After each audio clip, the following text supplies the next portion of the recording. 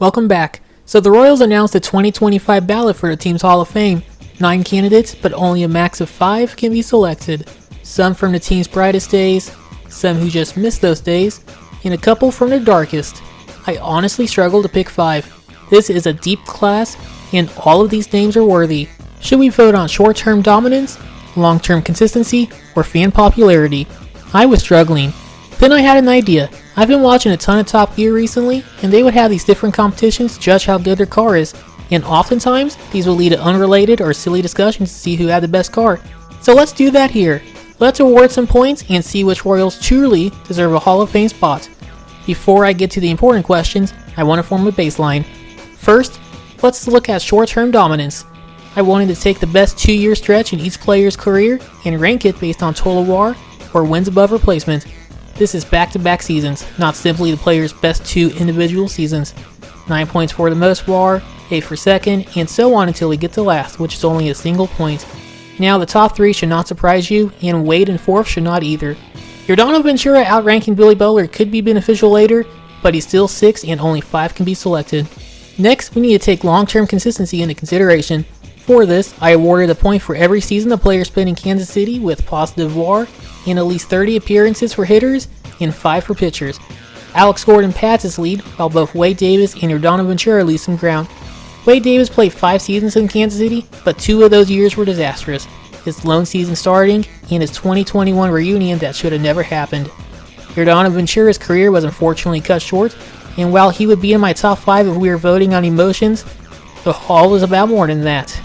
Now, this is for the Royals Hall of Fame, so I'm awarding 2 points for every time someone was the Royals hitter or pitcher of the year. Wade Davis gains back some of the ground he lost last question, but this mostly benefits Billy Butler, who is a 3-time Royals hitter of the year. I'm also giving a single point for any league-wide awards while wearing a Royals uniform. Gold Gloves, Silver Sluggers, All-Star appearances, and I handed out points if they received votes in any MVP or Cy Young race for any position, not just first. I gave Alex Gordon 5 points for each of his Platinum Gloves, so he pads his lead even further. Wade Davis gains the second most points, with only Ventura and 4th outfielder Gerard Dyson failing to gain any points.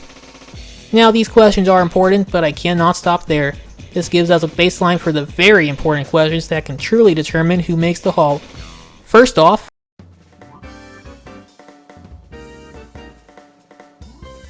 unfortunately, this is bad news for Carlos Beltran, who was not just accused of cheating, he was accused of being the guy, plus he flat out admitted to it well after the investigation was complete. I will not reward cheating. Sorry, but I have to subtract 20 points for his involvement, which is crushing because he was at 20 points before this question. Everyone else is safe. Now, what's next? So, this is perfect timing for Beltran because he constantly had the backs of his Astros teammates during the investigation. He's no rat. Because of that, he might be the Royals Hall of Fame candidate I would most want on my side. I'll give him 10 points back. Now, I was conflicted on what to do with Yordan Ventura here. On one hand, he will stick up for his teammates. Plunking Brett Lawrie was exactly that. A dirty slide the prior night injured Alcides Escobar, so I get the motivation there. But that's about where the defense ends. After his incident with Adam Eaton, he mentioned Eaton said something to him first, but admitted he could have controlled his emotions better. This might best explain the Mike Trout altercation, where, let's be honest, people will naturally defend Trout because, well, he's Mike Trout. And the infamous Manny Machado incident, I'm not saying Machado was innocent, but Ventura's teammates were not quick to defend him at all. I'm still giving him 5 points for plunking Brett Lawrie. I mean, just look at him. As for the flip side, there's 2 names I would not want on my side. First, Billy Butler. This ironically ties into a future video I've been thinking about, but Billy was not liked in the clubhouse at all. I mean, the whole reason he was punched in the face was for being a rat. He loses 5 points. The other name is Johnny Damon, who, a few years ago, was arrested for a DUI and blew it almost 4 times the legal limit. He tried name dropping some guy, but I don't think that helped him. I feel like Damon would be the guy that starts the fight, not the one that helps end it. He blew a .30, so I'm taking away 30 points. Anyone not mentioned is getting the free points. Now, I want to knock out the most important question of all. This is easily the most important question to ever be asked, as it awards 1 million points. All it requires is that you are Mitch Meyer himself, the greatest Royal to ever Royal. Unfortunately, none of these players are Mitch Meier. In fact, why is Mitch Meier missing from this ballot? Can I write in names? I guess I need to reword the question. So Mitch Meier was on the Royals roster for part of the 2006 season, and then for 5 straight seasons from 2008 to 2012. For every season a Hall of Fame candidate was blessed with Mitch Meier's presence, I will award 1 point. Davis and Ventura did not join the Royals until 2013, which is unfortunate. Kelvin Herrera, who debuted in 2011, and Gerard Dyson, who debuted in 2010, can thank Meier for their greatness, as well as the free points that desperately helped them out. Now this time I decided to get some advice regarding my vote, and I knew exactly who to turn to. As we all know, AI is going to take over our lives and therefore the world, so I may as well see what it thinks about the Royals Hall of Fame. My question was simple. The Royals revealed 9 candidates, which 5 should I vote for? There were no real surprises. Beltran, Gordon, and Damon were the first 3, however ChatGPT seemed to take Beltran and Damon's full careers into account, not just the Royals' careers. Don't blame me, the AI can use whatever methodology it wants. The other 2 spots went to Joakim Soria and Wade Davis. It ultimately decided Wade's dominance was better than Billy Butler's consistency. I'll pop up what it said about the 4 it did not select, which I feel is mostly accurate.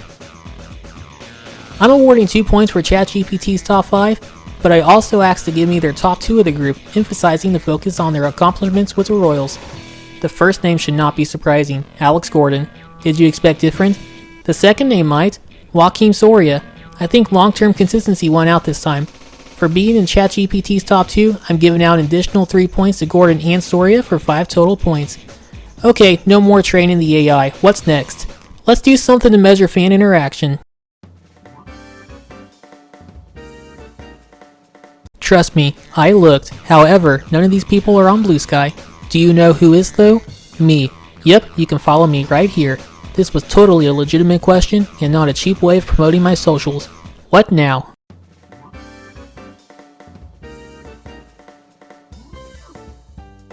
Well, bad news for Alex Gordon, who is considered royalty in Lincoln.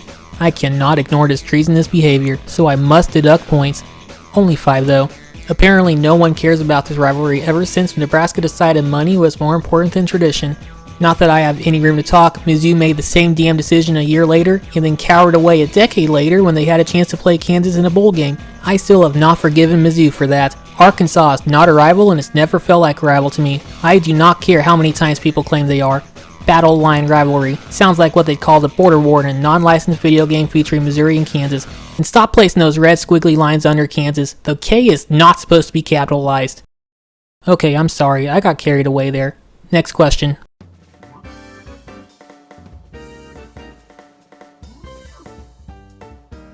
So I won't go into full detail on this promotion. I'm sure better YouTubers have already discussed it. It was an interesting idea that made sense during the late 1990s, and it worked okay when the Mariners did it for 1 game, but it should have stayed that way.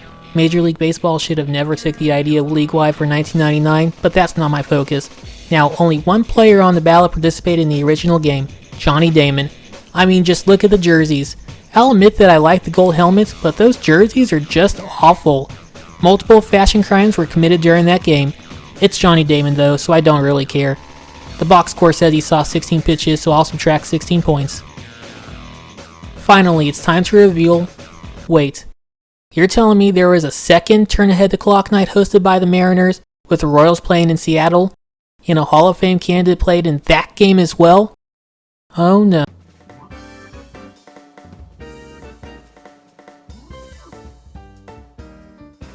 So I'll admit, I completely forgot about this game. The Mariners held promotion again to celebrate the 20-year anniversary of the original game. The Mariners brought back the original uniforms, however the Royals went a different route, and I'll be honest, I don't hate these. Yes, it's still a vest, but they're better than the originals, I'll tell you that much. Only 1 candidate played in that game, Alex Gordon. I feel like I have to take away points, it's only fair. Ironically, he also saw 16 pitches during the game, but since these jerseys aren't as bad, I'll only take away 8 points. Now, it's time to reveal the results. After these important, comprehensive questions, the final order is... Well, crap. We got a 4-way tie for 5th place. I was afraid of this. How do we solve this? I know!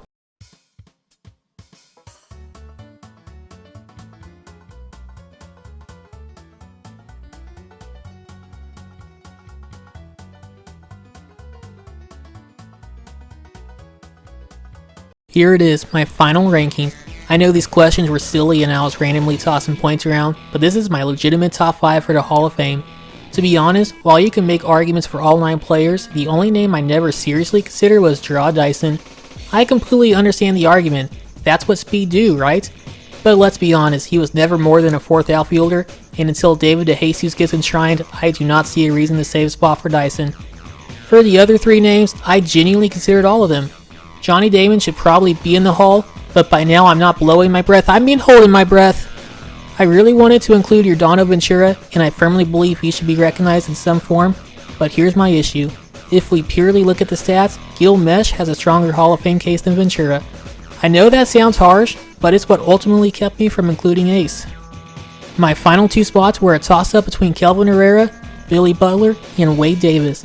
I was genuinely conflicted on including Wade because his dominance in Kansas City was so short-lived. Kelvin Herrera may not have been as dominant as Wade or Greg Holland, but I'd argue he was the most consistent over a longer period for the Royals. If this was a 6-man ballot, I would have included Herrera, but ultimately I could not ignore Wade's dominance during the World Series run. And Billy Butler, he was a consistent fan favorite who put up multiple solid seasons for the Royals. I could not ignore that either. My top 3 really does not need an explanation, but I'll do so anyways. Joakim Soria was among the best closers in baseball while with the Royals, and helped revitalize not just the Royals bullpen, but the fan base. Do you remember who led the Royals in saves in 2006, the season before Soria was selected in the Real 5 draft? Just take a guess. Nope, it was Ambiorix Burgos. I hope I'm pronouncing that correctly. What a leap forward, going from him to Soria. If you're not aware, the personal section of his Wikipedia page is quite the trip. I'll admit that my main reasoning for including Beltran could also go for Johnny Damon, but he really should be in the Hall already. Future classes are going to include Eric Hosmer, Mike Moustakas, Lorenzo Cain, Alcides Escobar, Greg Holland, and Danny Duffy. In fact, all could be on the next ballot. If Carlos Beltran does not make it in this year, I'm not sure he makes it in anytime soon, if ever. And as for Alex Gordon, do I really need to rationalize that one? His spot should be safe. In fact, stick his number 4 on the front of the Hall where a big 20 currently is. He deserves it. Regardless of the final outcome, the 2025 Hall of Fame class can easily be the deepest in team history. 9 names, all of whom are deserving in some way, if only we could recognize them all. If you enjoy this, feel free to like, subscribe, share, etc. If you're new here, while I talked about some of the greatest Royals ever today, I usually talk about the opposite. Dusty Coleman, Mark Redman, Johnny Giavotella, the list goes on. Happy holidays to all, and here's to an even better 2025. Just another Gold Glove play. And he gets up and blows a bubble. Can you believe that? He's a beauty. That is a facial if I've ever seen one.